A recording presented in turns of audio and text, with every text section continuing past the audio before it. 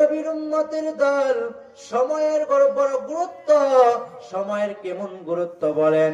এর নবীর উম্মত সময়ের যারা দাম দেয়, আল্লাহ তাআলা তাদেরকে সময়ের দাম দেওয়ার বদৌলতে বড় বানায়া দেয়।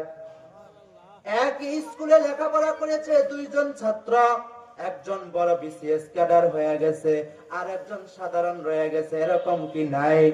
আপনাদের সাথে আমাদের সাথে একই মাদ্রাসায় একই স্কুলে লেখাপড়া করেছে, টিচারও একজন, টিচারও আমার টিচার যে আরেকজনের টিচারও সেই, একই টিচারের কাছে লেখাপড়া করলাম, একই বিল্ডিং এ পড়লাম।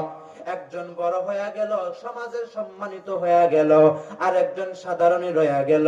ব্যবধান কোথায়? বলে শিক্ষকের কোনো ব্যবধান নয়, ব্যবধান স্কুলের কোনো প্রতিষ্ঠানের ব্যবধান নয়। বলে ব্যবধান কোথায়? কোথায় ব্যবধান? এক জায়গায়, সেটা হলো সময়ের দাম।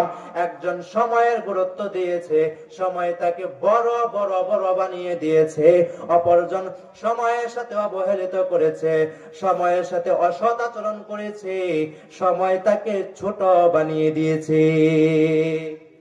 ইমাম আযম আবু হানিফা রাহমাতুল্লাহি আলাইহি নাম শুনছেন কখনো? তিনি কে?